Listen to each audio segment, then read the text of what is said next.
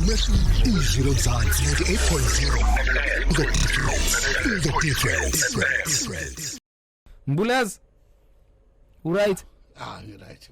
khamba kahle Konke kume kahle. hayi no siyabonga kakhulu last time ukhuluma nawe sakhuluma kwaku December Sekukude. yeah I think early December sigcina ukukhuluma nawe yabona yeah but ke kuyintokozo ukuthi sikubone kade sakugcina Ba.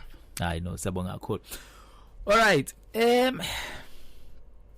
iziningi izinto ezikhulunywa uMbulazi you know ngize ngaba worried because sigcina ukukhuluma nawe yonke into ekade ihamba kahle uyabona ndakakapheli no 5 months but izinto seyivele zashintsha ngenye indlela we are told ukuthi uMbulazi xoshiwe kwiqembu leMK in fact yaqalanga lapho yaqala ngenkulumo eyakhulunywa omunye babaholi balo iqembu la ke athi ke khona kukhona into oyiphekayo ngemuva yokuzama ukususa former president uZuma and then yagcina sifike ke la sibona khona nixoshwa ke kulona iqembu cishe nani bahlanu mangaphazama mhlawumbe usibeke esithombeni Mbulazi kwenzakalani kahle kahle Ngibingelele umsakazi ngibingelele abalaleli. yeah EMK iyakhula. EMK is getting more and more stronger. Okay sorry ngicela nje ungidonsela imic ize ngakuwena so that ngizokwazi ukuthi ukuzwe kahle yes Yeah. sure EMK kufanele si understand ukuthi iparty ethema ifika yafika ne hype okay kubantu bonke. Into enza ukuthi ifike itheleke njenge tsunami is because abantu abaningi eSouth Africa bese bengenalo ithemba lokuthi lelizwe lokweliphinde libe right. Uma ifika nalokho ibe isi attractor abantu kuwo wonke uhlobo lwempilo elikhona eSouth Africa nangaphandle kweSouth Africa. Lokho kusho ukuthi ukhona abantu abazoba nokuthanda iqembu ngokuba belithanda bese kuba khona abakhona ukuzobheka ukuthi bengalibulala kanjani kube khona abeze ngokuthi mina ngingazenza kanjani ukuthi ngibe phambili eholeni kwaleli qembu kube khona laba bathi mina ngifuna ukulibona iqembu likhula lenza umahluko phakathi komphakathi wakithi. Now kuzo zonke lezi inhlobo ke uma attracte lezi inhlobo zonke kufanele wazi ukuthi inkinga zizoba khona ngoba kukhona la abazobe bedonsela ekutheni iqembu lishone phansi kube khona abadonsela ekutheni liye phezulu kube khona laba bathi mina nginandaba as long as mina ngi right. Now I problem yethu masi announce ngo December 16 you will remember ukuthi uNcamalala uthe mina ngizohlala ngilunga lika ANC angeke ngijike ngeke ngishiye ANC but ngeke ngivotele ngizovotela iMK mina nguthi yena himself is not a member of umkhonto wesizwe but ngenxa ukuthi uyabona umkhonto wesizwe ukuthi uzoletha umahluko ezweni. So as much as I remember ANC uzoyipanisha this time ngokuthi avotele iMK so that iMK kwazi ukuthi ishintshe izwe ibuyise ithemba kubantu bese lahlekile. If umuntu onjengaye ke onobuchule nobuholi kwale level esho njalo kusho ukuthini kumuntu ophansi lapha ongayazi politics ongazi kakhulu ngozinto zikahulumeni. Isho ukuthi lento kumuntu onjalo fanele acabange kakhudlwana kunaqala ukuthi if ngingena kuMK yini ngempela ngizele ngifuna ukwenza ini ukuze kwenzekini. So saku appreciate ukusebenza nawe uNcamalala because in actual fact we started ukusenza naye sisayiqala lento siyakha silokhu siya sofuna ubuhlakani bakhe. Now after umhla ka 16 batheleka abantu kwatheleka ke inhlanzi ofi kunye kuningi kwatheleka ongakubhala ngamagama.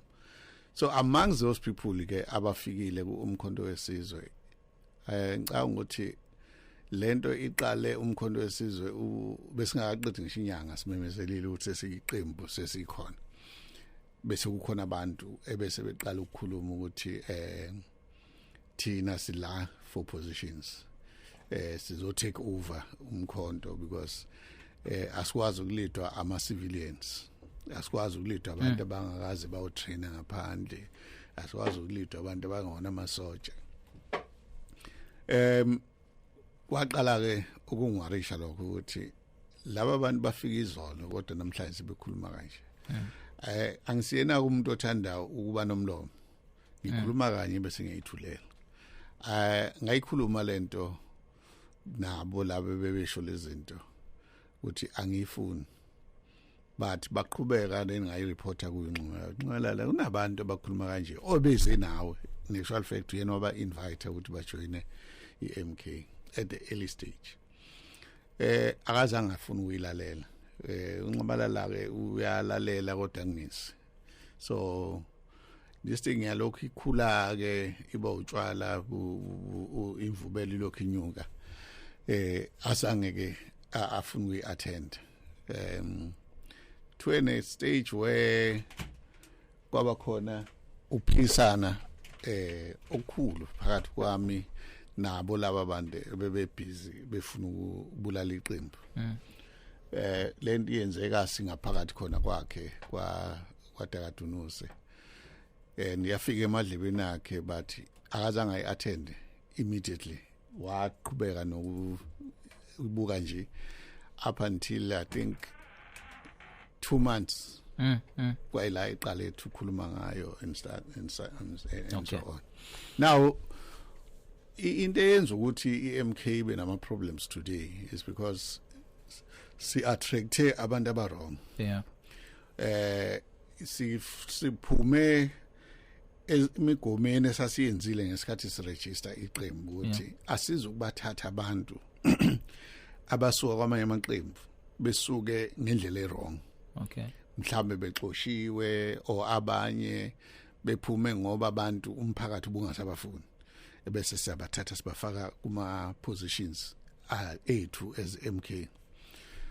That was our stance, but as siqhubeka sisebenza uNxamalala would always say no ubani ngiyamazi ngeke ngasebenza naye, so let's simthathe azolekelela. Okay. Ngicela sibambe la Mbulazi, right? Then sizobuya bese ke sikwazi ukuthi ke sikhulume kahle. Umsakazweni wakhe izilo Mzansi ku 98.0 ohlelweni lakho imbiza. Sami kulungile sabonga kakhulu. Ku yena ke uNjomane isikhathi sakho ngu22 minutes away from 8. Ulalele kumsakazo wakho izilo Mzansi uhlelo imbizo. Ezike lele kumxolisi Mhlongo uhlelweni imbizo. Khona kuMr Khumalo yena ke sikhuluma ke nawe namsunguli weqembu ke umkhonto wesizwe. Well Mbulazi, before siye endabeni yazi ubukade ke usachaza ikakhulu yasekutheni after ke nimemezela indaba ke iqembu then kwaseke kungena ke abantu abaningi kwasekukhulumeka izinto ke eziningi. Mhlamba sibuye back ke Mbulazi. Umkhonto wesizwe Mbulazi okabani? Ngubuza ngamabomu lo mbuzo. Mawukhumbula ku-interview yethu yokuqala ngawubuza lo mbuzo. Wachaza ngendlela owachaza ngayo. Banjwa sekwenzeka zonke lezi zinto lezi sekhona nokuthi uxoshiwe kwiqembu yonke leyo nto kungibuyisela back embuzweni wami vele lo engangubuze eqaleni kutheni kumele ngiwubuze namanje. Umkhonto wesizwe wabani Mbulazi? No, umkhonto wesizwe belongs to the nation. Wabantu base South Africa abangama South Africans. Umkhonto wesizwe ngiwurejistile ngo 2023 as a political party after information yawo by ama ancestors wethu aboluthuli namanye amaqabani kaKhongolose. Now umkhonto wesizwe uyiparty uregister uKhumalo. Okay, i-role kaNxamalala ngifuna ungithathe ukuthi okay nansi ID yakhona siyo register iqembu njengamanje irole kaNcamalala ithini Okay. Mhlawumbe ngiqale la.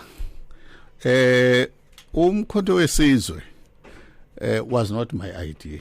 okay Awuqhamukanga emqondweni wami ngesikhathi ngisaqala lento yokufuna uregister iqembu.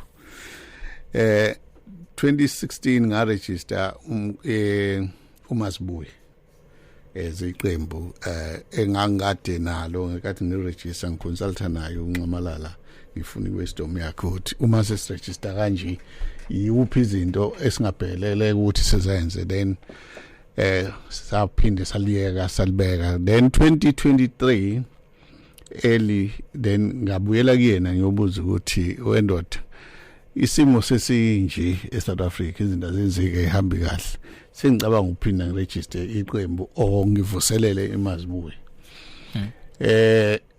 well ke sahlala ke yamazi umuntu oxoxayo saxoxa I think sikwaze washaya u12 ebusuku si debate lento ukuthi why iqembu lisha ikhona iANC sekunenqwaba yamaqembu amancane akhona why should we add another qembu ekubeni abantu abaningi sebesplitwe kangaka so should we split up more abantu but because ngase ngivele ngizishelile ukuthi kufanele iqembu libe khona ngoba wonke abekhona bengawathembi bengawaboni enza lento engifisa ukuyibona yenzeka eSouth Africa so ngagcina ke sivumelana na ukuthi okay if uyalenza ke Khumalo iliphi igama olicabangayo ngathi no uMasibuyi okwamanje because unalento yokuthi isiqi sabantu sesintu I know it's not gonna work asihlukane siphinde sihlangane sihlukane I think towards beginning of February athi sibari into engenzeka la there's only one thing engenza ukuthi kube nomahluko eSouth Africa ukuthi iqembu lenzayo libe close to uANC lingabi kude noANC ngithi mina how can we do that athi if usathola igama close to ANC nakhona ngaphumela obala hayi umuntu uyabona cabanga amagama no wonke lamagama ngeke asebenze then finally ke besethi mina I would recommend if ngempela userious nanti igama ongalisebenzisa MK umkhonto wesizwe ngithi mina no but umkhonto wesizwe iwing amwinga ANC no ayoni amwinga ANC then he gave me history ukuthi okay EMK yakheka kanjani yabona then ke after sibukile I said no let me go and check ukuthi is it possible we register as a party then I went to IEC no firstly I went to CIPRO at no ungaregister kodwa uzofuna uadd a movement or something but okay. They gave me different lokungani I registered it kwa CIPRO then I went to IEC sengiphethe nali iqembu sengiregister to IEC no asisebenzi thina ngo CIPRO si register so now my process is of register then I started that process again the same process senganyenze kuMasibuyi I started that process yaze yafika la iphasa khona ngoSeptember saphuma ke ilokungane iapproval eshow to Khumalo register umkhonto wesizwe as a party then ngo November December sathola ke certificate show ukuthi no now sesi fully organized I mean accredited as a political party okay yeah so uxoshiwe kumkhonto wesizwe yebo noma cha let me say ake ngisho kanje umkhonto wesizwe akekho umuntu oxoshwayo and akekho umuntu ozoxosheka njengamanje okay we have a constitution umkhonto wesizwe i-constitution yethi if umuntu etholakale kunento ethile engekho right kufanele asuspendwe abizwe for hearing azoziphendulela now if kumkhondo wesizwe sizoba nomuntu ozovana uxosha umuntu without any cause enganikwanga ichance yokuthi aziphendulela asho ukuthi kwenzakalani, that means I kangaroo court le, and mhlawumbe ne kangaroo court ngcono, but njengamanje baningi abantu okuthiwa baxoshiwe kumkhondo wesizwe la abaxoshiwe because I constitution ayilandelwanga. So labo bantu labo they still belong to umkhondo wesizwe. I've always argued lento yokuthi kuvuke ekseni kuthiwe khona umuntu osexoshiwe, uvuke ekseni kuthiwe ubani asadinge kwi-organization. Akusiyona i-organization yomuntu othile le, organization yabantu, and it must be run according to ilento. Now mhlawumbe yini ngifuna ngichaze ile yokuthi I-problem esinayo ngoNxamalala abantu bayibonile iweakness yakhe ukuthi if ungaya kuyena ufika uqamba amanga uthi ukhuzwayo ngimbonile endaweni ukuthi ehlezi no blade, definitely kusho ukuthi njengamanje uyadayisa iqembu. uBlade akezwani nawe mongameli yakhumbule ukuthi unawe wakhona this and this and this. Sina lamagundwane alokhu ke elume phephethe indlebe kaNxamalala amtshela manga, and the problem yakhe njengamanje akakwazi ukubuya athi Khuzwayo awusondeli la nakho ngizwa unozibani banithi wena ubonakale no Blade. That's one. Two, uMK attracte lonke uhlobo labantu, izitha zamatekisi, izitha emakhaya, insizwa ezishana ebeshana ukuthi emgadleni nakho konke, but labo bantu labo ngenxa ukuthi MK ifike nokuthi iya accommodate, they are all accommodated. Ukuthi bashayana ikhanda bagezana emfuleni bangaxolelana akusho ukuthi mase beku MK bayizitha. Uma ngabe kade nikupolitiki nagadlana ku ANC nasenkatheni nakuphi nakuphi sinabantu bawo wonke amaparty ala kumkhondo wesizwe, but those people abawona ama enemies masebela, but kumkhondo wesizwe sekune tendency manje yokuthi uma uke wakhuluma nomuntu othile usuyisitha se-MK or usuyisitha somuntu othile kubuholi.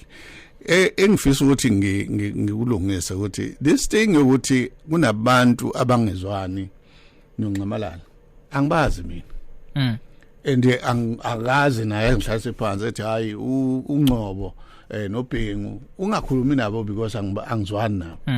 So mina ngizokhuluma noBhengu, ngizokhuluma noNgcolosi because ayikho into engivimbayo uma lo muntu ethi nami sengiyimember ye-MK. Now bese kuzosuka ke laba bantu laba abangenaqiniso abeze ku-organization zobulala organization bazoqamba amanga kuNxamalala bathi uKhumalo noZweli basebenzisana. uZweli ngicela ukukhuluma naye 2013, uZweli Mkhize is my comrade asixabene, and ayikho into eyenza ukuthi ngingakwazi ukukhuluma noZweli, but unfortunately salahlekelana nje since then up to now angaze ngikhulume naye. Kuze kudidima buze kuze kukhona insizwa ukuthi uBhejana angiyazi nokuyazi uRamaphosa ngagcina ukukhuluma naye sisayegijima into zama unions. That is very long. La ku ANC besibonana high kubingelelana as a comrade, but amanga akhona ngaphakathi ku MK nabantu abafuna ukubulala uMK abafakiwe baningi kakhulu, and basebenzisa uNxamalala ufeza imfiso zabo. So iproblem esinayo uMK ukuthi kunabantu iMK ofuneke ibacleane ibasuse kubuholi because basebuholini ngenxa ukuthi bake basenza noNxamalala before, so they sebegcwele lapha. Enye into esibangayo sasivumelene ukuthi abantu abadented, abantu bebengasabafuni asizokubafaka kubuholi, sizofuna abantu abasabathanda basengakwazi ukuba nethemba kubona, hayi abantu abangasenathemba kubona. But right now sinabo bonke labo bantu abangenathemba kubona, abantu abakhalayo ukuthi wangena ubani into zethu izobonakala because uhlulekile lo muntu before wena mthatha uzombeka ku position in a new party ufuna abantu bakulandela kodwa uthatha abantu abadented baningi abantu abangekho dented. So what I'm trying to say ukuthi azikho izinto ezizinkinga kuKhongolose unxameni kumkhondo wesizwe. I-problem yethu ukuthi uNcamalala listens too much to abantu abanamanga and bayamaza ukuthi into ezokwenza ukuthi aphatheke kabi yipi then bese besho leyo nto leyo. Kwezinye zezinto ezikhulunywayo Mbulazi zithi kunabaholi beqembu leANC abakunikeza imali kuthiwa ubonakala uthenga imoto kunesithombe esisekelethayo kwi-social media kuthiwa awusathinteki Mbulazi usuyagadwa kuthiwa ugadwa ama-bodyguard anzima kabi kuthiwa uma niya kwirally nje akade nenza ama-mineral ye-MK kuthiwa ubufika ngemoto ehlukile kuneka Zuma should bengahambi indawonye and makwehla wena ukubonakala kwehla ke upresident ke manje kuthi uvele washintsha nje ushintshwa yini Mbulazi? Msakazi uyazi ukuthi iyahlekisa lento le because mina masiqeda ukumemezela after kade ngila ngibe nama attacks amaningana threats to my life bengihambela ngedwa. I'm one man ongenalo uvalo kakhulu.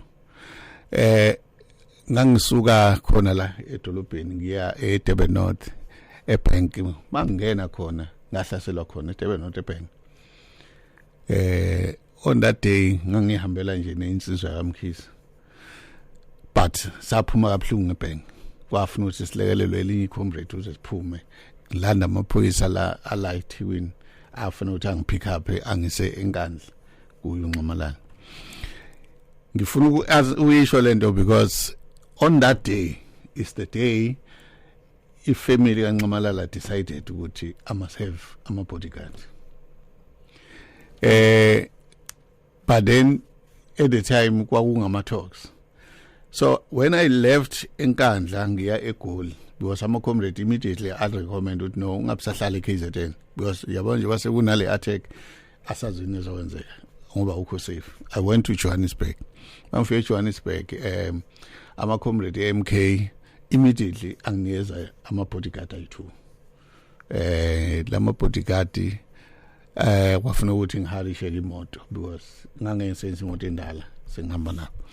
So we hired the car ngahamba nayo. Kwaphela about 2-3 weeks ngafika enkandla sengithengelwe imoto okuthiwa iFortune nama bodyguard awu4. So kwa add from the 2 I had to 4 to 6 my bodyguard. Why kwenzeka lokho because eJohannesburg ngisuke Soweto again we were attacked endleleni. Kwafuna ukuthi ke sizame ngayo indlela ukuthi ngiphephe ngaphuma. So I was given 6 bodyguards. Sahamba nawo nginalezi imoto eziwu2 the hired car and the Fortune ethengwa bakwaZuma. Sahamba isikhathi kwafika la kufuna imoto ehired ibuyele emuva and then my family said no awukwazi uhamba ngemoto eyodwa nabantu abawu6 you need 2 more cars. Family yami ke yenza lento kuthiwa iGaladina yathi sifuna ukupresenta with something. So that was the day wafuna ngipresentwe ifamily ngeimoto eziwu2 where uNcamalala was invited to be part of it. But unfortunately uNcamalala ingane yakhe yamkhipha yamfaka kwenye iGaladina yangabangeza kulethu kwafika kodwa umkakhe. So we were there yasayiqedha iGaladina and then wayeseke imoto lezo zakwangafanayo zangakwazi uhandover because sasivumelene ukuthi must handover kuyena so that silandele iprotocol no sasivumelene nje ukuthi yonke into soyenza ngokubambisana. Okay. Now yaze handover imoto 3 weeks after. Okay. Abangisawe imoto embili kwaba imoto yodwa. Ya handover ke which is Land Cruiser 300. Nayo ke le Land Cruiser esusa umsindo ke lekuthiwa uthengelwe yona kahle kahle kuthiwa kunemali efakwe kuona ekutheni udayise ngomzabalazo. Land Cruiser yathengwa ifamily. It's a family car, inamaphepha, iyakhokhela installment every month. But then ngenxa ukuthi yona security ebiholwa umkhize babuya ba recommend ukuthi imoto embili is not enough. We need more cars because the situation is tight. Then I was given udadewethu wakhipha imoto yakhe eyodwa i-van what no ngiyanikela ngale van. So you have 3 cars. So I have 3 cars. Okay. The Fortuner, which is bought by Izuma family, and security yakhona abantu abawu4 sabaxosha laba abawu2 because babengenazo ibhamba bephethe ama toy guns. We find out very late ukuthi okay imambula ukuthi ama bodyguard akhe wena ubuthetha aphethe ibhamu kanti aphethe yes that's how ibhamu lezi ngane yes ikhona lezi seyiqhuma ngiyabona babephethe leyo nto leyo and what abangade ngaleyo nto leyo meaning comrade were not serious about my life mina bengihamba nabo ngithembile ukuthi hayi ngisafe la kanti I was not safe wasenza lo nidlozi umzilikazi uthi avikele. Now after that le moto entsha is brand new Land Cruiser. So because ngihlala la eThekwini ngikhulume nomlungu ngaseBhalito uthi ama service ami will be faster. So ungakwazi ukuthi unginikeze ama slots faster immediately qeda u10,000 ikwazi uze service. Athi umlungu no is fine. I took the car iseni ngayisa kwi service. Mangifika athi lo mlungu no man Khumalo in the motor Fortune ayikwazi uhamba nale moto uzofa. Iveni le ohamba ngayo ayikwazi uhamba nale moto uzofa. Yithi ngukhombisa another car engacishi ihambe nale moto yakho. Bakushutha ke ngaleso sikhathi. Ngishuthwa ama bodyguard. Isona lesithombe lesi ke manje sigcwele inkundleni zokuxhumana kuthiwa ubuyothenga imoto. Yes. Ngishiya nawe imoto kwi service wona ayangishutha mangabe lo mlungu evula imoto engikhombisa. Lesa sithombe si-edithiwe. Umlungu ukhona lapha ya ngemuva evula imoto engikhombisa ukuthi this is a V10 300 but it's a R is in GR is not le yakho kodwa it can maintain speed nale yabo so bangishutheke basikipheke bathi ngithenga imoto ngizoyithenga ngayini ngani imoto now ngifuna ukuqeda yonke lento le ebese kuthiwa ngithenge neLexus angaze ngisondele even kwa Toyota we Lexus lo kuthiwe ngithengelwe uDD ama X5 ama X3 i2 ne X5 eyodwa uDD as uDavid Mabuza okay anginawo lama X5 angawaboni kuzothi emva lokho bese kuthiwa ngithenga imize u2 eBhalito ingwarishe lento eBhalito ngihlala bengihlala eZimbali estate emzini welinye comrade belinqashisa then mase ngizokuthiwa nginemize u2 and when ngichecka laba did this check ini this check lokhu kuchecka indaba zezindlu okay yes bathola ukuthi benginomuzi emhlanga e2 they took that 2 houses baziphontsa as if imizi ami ese Bhalito omuzi la emhlanga yo2 imizi bengihlala kuyona before I got divorced. Now bazoqamba mangakhe lento ngisho ukuthi ke kunalabo abantu especially uDuduzile ingane kaZuma she's very rude very very dangerous to the organization. She is the one killing organization and when you talk about ngayo noNcamalala umshe uNcamalala ingane yona iyona nto ke athi ungxoshele yona because he didn't want to listen. Le ngane iqamba manga ngami ngeimoto yaqamba manga ngohlana kwami noDD ngokuhlangana kwami noZweli. She created all of these things. IPI yakhe iyakhomba efonela laba abantu laba bebekhuluma ngami kulama social media bebhala ukuthi ibatshele ba instruct ukuthi manje ithani. She is the rotten potato we organization and njengamanje she says wonke umuntu owi leadership eduze kaNcamalala makasuswe because she wants to be the president of this organization. Okay, ayigcina ngake lapho ngifuna uyiqeda yonke so that abantu bazi kahle. into yenzileke uma kufanele uNcamalala angene as a face organization. UIC as a founder of the organization uthi sicela isithombe sakho sizosifaka next to the logo ye-MK ku-ballot. Sengithi ke mina no thina savuma ukuthi ngoba uNcamalala siyazi ukuthi kunezinto esifisa zoyilungisa kuParliament une experience sizocela ukusebenzisa yena. But uze lokho wenze sinikeze incwadi es authorizer ukuthi singakufaki wena sifake yena. I did the letter.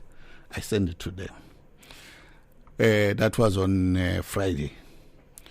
On Monday ngiyabuya ngithola ukuthi IEC uthi akakwazi u-effecta because une lencwadi le ayikho enough for them. Okay. I phoned them ngathi okay yini enidinga abathi asicela uconfirm ukuthi wena ubhalele incwadi ngaconfirm. But okay sizomfaka ke kodwa sisazoyisa kwi-board so decide. Banga decide ke. Then on Tuesday morning Tuesday evening ngifonela uNcamalala ngifuna ummeter because ngangade ngiphumile ngiyofuna imali for i-organization. Mangifika kuyena uma ngimfonela ithi ngane you very same Duduzile athi mina uZuma is not home useGoli. Mina kanjani ngoba mina ngazi ukuthi ukhona ekhaya. I know useGoli. Then ngabo 11 ngifonelwa umfowethu uthi hayi uNcamalala uyafuna ngithi mina ukuphi ngoba nami ngiyamfuna. Uma eseGoli ushuthi angithatha ibhano ngiyekhona athi no usenkandla. Ngithi okay ngidrop ifone thatha imoto ngishone khona. Ngiyafika ngempela ukhona Ncamalala azayindawo. Okay. Story short. Ngihlale ngimlinde until 6. 6 o'clock aphume ezekimathi Mntunga why ungafuni ngingene uballot ngithi mina what do you say what do you mean Ncamalala I know uthiwa wena uyala ngithi mina wena Duduzile khipha lezo ncwadi lapho ngiyisibhalile ngibhalele IEC angithi unazo athi yes athi Ncamalala what are you saying usho ukuthi uyazi ukuthi uKhumalo uvumela ukuthi angifake ku-ballot athi yes daddy abesethi then why you saying ukuthi uKhumalo uthe akafuni yabo that's where yaqala khona ke inkingi ngahamba ke mangifika eGoli bangifonele labo ayisi no ndoda iletha yakho le sicela uyiconfirm khona into esingayiboni kahle ababi specific hayi ngivale ngiyenze futhi incwadi ngisayine ngisende kwa-IEC uthi ngabo 2 but no is on ballot mangifoni bathi I know sefake uballot seku right bisithulele kanjalo ngisikhululekene kanti untombazane uforge incwadi the very same night ngisenkandla ethi ibambe lapho Mtungu right ibambe lapho ekufojweni kwencwadi sizoyiqhubeza khona lenkulumo right taba kuyena kumsunguleke weqembu ke le MK okumkhonto wesizwe. Alright well before siyendabeni Mtungu ubukade usichazela ke leyo kufojwa kwencwadi yakwa IEC esuka from umkhonto wesizwe ifojwa kanjani lencwadi endithini? Ngibonga msakazi yeah incwadi mangase ngifunda ithi ngiresignile as a leader ye-party and also ngiresignile from i-party as a member. Mase ngibheka incwadi isayiniwe ngifotshwe i-signature yami but it's not my signature. It's clear ukuthi ayisonde nosondela kwi-signature yami. It's just a few areas ezicishe ifana. Now yasubmitha leyo ncwadi yona ke uIEC angiremove ngayo wafaka uNcamalala as a leader of the party. So because of that jike mina I gave you a right to be face your organization ngendlela right but now unencwadi ke ekubeka wrong kule position so ngizoyi challenge ke so ngichallenge leke. Okay so awukazi uyibhala incwadi ubhalela uIEC uinform ukuthi umsholozi uyena oyileader ye organization. No incwadi ithi IEC Yeah. ngicela nifake ubuso bukaNxamalala Okay. as a face of the organization Yeah. we ballot. Yeah. That's ingqithi incwadi ezuthiwe ngisibhaleni. Okay. Now instructor abameli bakho wabhalela uNxamalala we obukade umsuspenda kweorganization. Is that true? Nalamaphepha esiwabonile ngaba leqiniso. Izathu ukuthi ngiyibuze sekutheni ngabe kuyiqiniso ningenxa ukuthi usumention ukuthi kunezincwadi ezikhona e4G. So now we don't know ukuthi yini fake yini engasiyona ifake. Ngokwe constitution uNxamalala angayilala endelanga. Ngimenzele isample nencwadi emshoyo ukuthi ke isuspension yakhe is done this way correctly. Ukuthi you are therefore suspended because uwazi ukwenza izinto ezingafanele abuzenzile. 2 ama powers ozenze ngawo were not given to you properly ngendlela right. So I'm now suspending you whilst I'm taking this legal route. So njengamanje umsuspendile uNxamalala. Okay.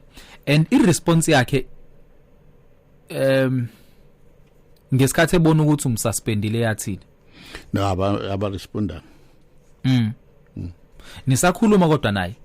No since athu uyangixosha akaze sikhuluma.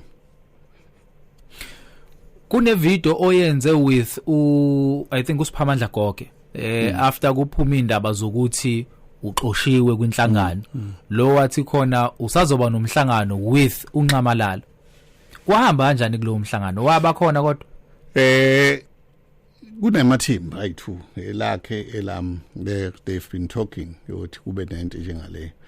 But it looks like on his side is not prepared ukuthi kwenzeke. So I said I waited for these 2 weeks ukuthi ngizwe ukuthi uyimisele noma ayimisele. Then after seeing ukuthi akazimisele then that's when I went to court. Okay. And then you also instructed abameli bakhe sekuthena baye kokumela e-constitutional court ezibekade kwenziwe izethulo sababona sebengena. Why? No, a constitutional court into ezothi singene was because bekhombisa ukuthi uNxamalala had no good intentions to work with me. He was trying to use me to get back to power. That I understand it fully now because all along I thought we were working genuinely naye as a comrade. And beside that we are close family because it's canceling. I never thought ukuthi engenza izinto ezingenabuqiniso azenze zibe yiqiniso alwe nami angilisela izinto engekho. You see, in this party I've been the only one man trying to make sure ukuthi it grows, trying to make sure ukuthi ama meetings or abantu on the ground bayithola service. I've been doing that alone. The very same people ahlezi nabo lapha would never go out if we say to them kune program endaweni yokuthi bakutshela ukuthi sifakele imali, and mawuso befuna imali bazofuna a ridiculous amount. At some point basifuna 72,000 ukuhamba bayophongolo for 3 days, 3 nights ophongolo, 72,000. And I ask uNxamalala ukuthi wena upresident uhamba nenqwaba yama bodyguard with 3 nights usuka uspenda u72,000.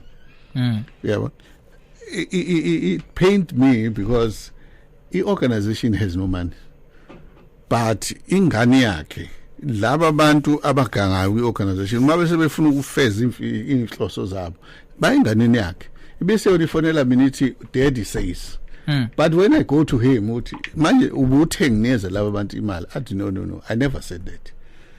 Ngithi mina but ingane yakhe ithi into esiba ngayo ke ile ukuthi ingane yakhe izosho lokhu ebesithi kushiwo uyena, and then he will keep quiet, not call and say leader leyo nto leyo ngiapprove ngicela ungenzele. It's only once where ngamhlalisa phansi ngathi Ncamalala, if you say I must pay over 600,000 to our programs ebesingawazi. Sinama programs asihlalele thina. We have lawyers. Amakhesi nwakhe I've been trying by all means ukuthi abameli bayithola imali yabo. We have IEC ozosifuna 750,000. Where are we going to get that money if we start with 600,000 one day? So faka kubantu.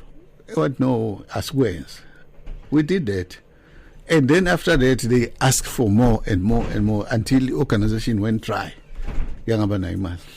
So what I'm trying to say ukuthi uNcamalala ngengane yakhe iqembu libulelile.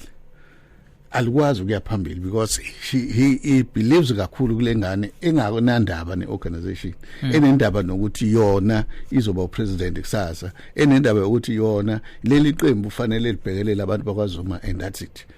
This organization angiregisterelanga uenricha ifamily ethile ngayiregistera ukubhekelela izinkinga zabantu bonke base South Africa ukuthi bakhululeke.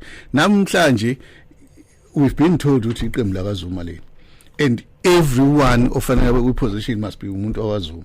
It can never be. We discussed this thing nayo Ncamalala athi Mongameli, you can't allow abantu bakini besibongo sakho bagcwale kwi-organization. Right now that is what is happening and ibona esebesitshela ukuthi what to do, especially lengane now neqoqana elithile. It's not all abantu bakwaZuma, bakhona abanye esenzana nabo kahle enabayifuni lento ezakalayo. But they can't say anything because you can't tell uNcamalala anything wrong enziwa ile ngane yakhe. Once you do that, you become enemy yakhe. That is our problem. Otherwise, if le ngane ayikho organization engabe siya phambili. Abantu emphakathini, umphakathi amalunga omkhonto amanye awekho happy because of le ngane. Okay. No matter what good uNcamalala kwenzayo, but ingane yakhe iyakujika ikwenza kube intego. Alright, si live na ku TikTok, ilandele account yethu Izwi lo Mzansi lapha ku TikTok. Inkulumo yethu uzoyithola ke na ku YouTube ku channel yethu Izwi lo Mzansi. Khumalo nixabene noNcamalala? No. Anixabene. We will never futhi sixabane. Yeah. Okay. It's just processes. Yeah, okay. Are wrong ofuna swalungise, that's all. Okay. Bekade kulonchwa kulempela sonto esiphuma kuyona Orlando ndabantu bebegcwele, right? Ngizwile kuthiwa kube nezinkingana eqale zaba khona in terms of transport nani but I'm not sure noma aware ngalokho. So uyile Orlando, if not why? I-organization ayikazi benenkinga ezixakile. Into eyenzeke kulento yase Orlando is something that happens to all parties. What is good ukuthi i-MK leya event yenze ya successful. Kamnandi inkinga zibezikhona kodwa the way ekwenzeke ngayo osathane bahlulekile ebebengafisa ukuthi yenzeke. We've been planning on this program for very long. Yes, logistics besingenawo kodwa we were always praying ukuthi amadlozi noNkulunkulu ayenzeke nansi kuyenzekile. Abantu bayakholelwa ku MK and bayakholelwa ukuthi uzosilekelela ukusikhipha kulolu twaye esibhekene nalo. So now angibanga khona mina because benginezinye izinto ebengisabhizi ngazo, but not ukuthi bekuthiwe ngingayikhona. Akekho umuntu obengivimba ukuthi ngikhona, bengizokwazi ukuya khona, but because bese already nginento ebefuna ngiyenze emakhaya bengisemakhaya.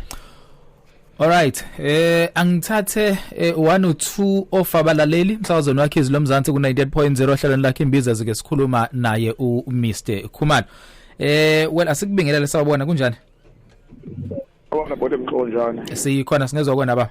Khona bode mxonjana Khumalo mthethanda ngithona bengelela uMntungwa ngiyaphela.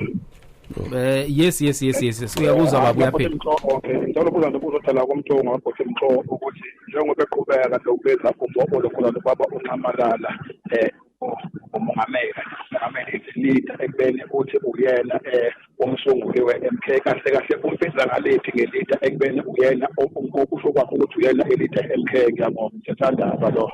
Okay, alright, no kulungile siyabonga kakhulu. Okay. Angazi but ngicathu bese uyikhavile leyo especially nalapha ngaseqaleni but mhlambe for clarity for mhlambe omunye umuntu mhlambe ongazwanga nangethi umbiza ngabuphi uNcamalala ukuthi uyena umholi kodwa wena umsunguli. No, angichaza lento. I think ukuthi fanele si understand uNcamalala umongameli uphathile uhulumeni iminyaka so uyohlala umongameli ku MK simenze umongameli as our face of MK and that will not change ukuthi kuneyinkinga nephithiphithi ekhona we agreed ukuthi he will be the face of the organization as a leader of the party I gave that right ukuthi ama comrade amsekele ukuthi abe umholi weorganization okay we party okay now yazi Mntungu akulungile angiqale ngala khona umbuzo engifuna ukubuza but ngifuna ukubeka ngendlela ezokwazi ukuzwala kahle yesibaba sawona yebo sawona njani siyakwamukela baba siyakwamukela okay kulungile sibeke umonye ku 0604807964 imsazweni wakho izwi lomzansi ku 98.0 hlelweni lakho imbizo sawubona yebo sawona yes but my question like Khumalo I believe him ngalindaba yalinto ngalosis will vote MK party he make the MK a family so she's dangerous for mengilalela kahle analysis of side wabili and mivimba abantu bakhumele umsholozi that means there's something that is not right and that will kill the organization but what I want to ask him ukuthi ibone uKhumalo kwenyamara le NC invite is Khumalo still a NC or MK? That's what I want to know. Thank you. Okay, sure. Siyabonga kakhulu. Yes Mntungu. Yes. No, ngicela ukuthi ama comrade angadlali abantu that thing ibe create ibona odudu bangenza ngayisithuthi nje lapha yabafaka ubuso bami base bengiveza lapha eduze ka I think u premier wase Gauteng. I'll never change I reasoning yami nge MK ngiregister ngoba ngifisa ukuthi abantu bakhululeke uANC has been my home for very long but okwenzekile kuyona kwenza ukuthi si register umkhonto akashintshe and awukazi ukushintsha until MK ikushintshe yona MK kuphela ezoshintsha impilo yabantu base South Africa ayikho enye inhlangano. Okay, now singasemaphetheni engxoxo yethu Mntungu mina nawe singakhuluma kushona ilanga nawe yazi but then kuthiwa kunemali eqhamuka kuma okay kunemali donation to organization ekuthiwa wabizwa kwathiwa chaza ukuthi ndoda imali engaka iphumaphi thiwa awufunanga ukudisclose abantu abakunikeza imali kuyiqiniso lokho Mntungu sakazi ngifisa ukuthi ngilungise lento le yeah ngizoyichaza kahle futhi iorganization ngikhuluma njengamanje ayinamali and awekho ama donors esisike sawathola since saqala iorganization ngirane ngemali zama comrade for iKZN there is a comrade oyi family member yakazuma okhiphe yonke imali abenayo uma kunamarali kunani kufanele siflyise abantu senzeni the comrade ube nganxeni ukuthi athi angazi ngizobaholela ngana abasebenzi kodwa nansi imali hambani nokwenza ukuthi nami comrade esempumalanga is a young guy naye uma ngithi kuyena no kune program but ama comrade adinga usizo he will go all out assist even now uqasha amabhasi awu16 aye eGoli esuka eMpumalanga le comrade engikhuluma ngayo la eKZN iqasha amabhasi namatekisi aya eOrlando namanye ka ama comrade from different provinces thina la ku MK asikaze sixhaswe and I don't think sizoxhaswa into eyenzakalayo ukuthi abantu ngenxa yothanda abanalo ngeMK which is why I stay strong ukuthi we cannot utsilahle laba bantu abakhombise uthando olungaka uMK meaning ukuthi balifaka uthando lwabo ngoba befisa bekholelwa ukuthi siza noshintsho ngakho ushintsho sibathembise lona asistike kulona ilona ke lolu shintsho lwenza ukuthi ngiphume lapha ebuholeni ngoba ngithi I will not sell a organization or take ama vote a organization to another party without authorization yabantu abafotile because right now kunamagama athi sizothi masiqeda ama elections thathe amavoti eMK swafa uANC. I will not allow that.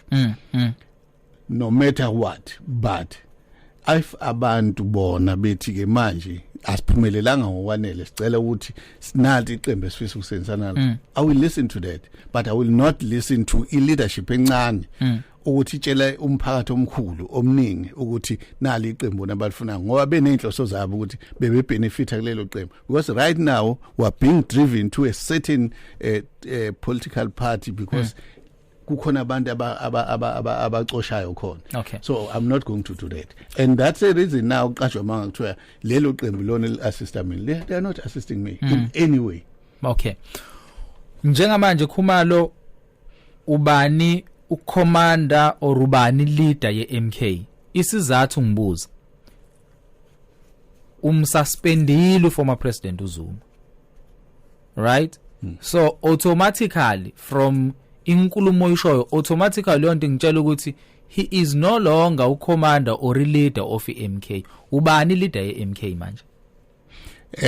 As I said, if if a constitution ye organization ingalandelekanga, those processes are null and void. So what uNcamalala did ethu yangixosha akukusebenzi lokho because akalandelanga imigomo yeqembu. I sent incwadi of suspension to him, which he received and never responded on it. So I still understand ukuthi ngokwayo he still suspended. Yeah. Okay, so ngokwayo usasuspendiwe uNcamalala. Then ubani umholi currently or leader yeMK currently, because uformer president ususpendiwe ngokwencwadi. So ubani or iyantanta nje manje MK ayina umholi. I-organization inobuholi. Yeah. Ibuningi ubuholi obukhona. Okay. So ayingeke izintande. Yeah. Izohlale inabo ubuholi bukhona. Okay. Kodwa njengamanje ubani umholi? We have a structure ngaphakathi with organization that is leading. Ngikhona, I'm still a leader of the party. Oh, okay. Yeah. Okay. So uNcamalala ususpendiwe, so lokho vele wena kukwenza as vele umholi wayo as always. Okay. All right. Athi mntunga sibambela inkulumo yethu. Yeah. But I know ukuthi sesazoyikhuluma futhi because kunezinto eziningi ezisele isadinge sekutheni ke mazikhaveke. Sabonga kakhulu mntunga ke ngesikhathi sakho. Uzoyivotela iMK? I think I'll be the first with ballot box uvotele MK. Yeah. And nginxenxa wonke umuntu wase South Africa ukuthi izinto ezenzakalayo neinkinga esibhekene nazo ngaphakathi kubulobuholo obuncane obungaka confirm ngisho iconference izingabahindarishi zingabavimbeli ukuvotela umkhondo and bangaphatheki kabi. Siyaxolisa ukuthi ziyenzeka lezi zinto, but as ubuholi sizokwenza sure ukuthi i-leadership after lama elections siyayilungisa. Okay. Because right now asinayo leadership engathi inohlonze lokuthatha iorganization yaphambili. Ingakho ke ngithi after my elections, as we promised, sizoba nayo iconference la sizofuna abantu abangamalungu omkhonto wesizwe bakhethe ubuholi obuqotho.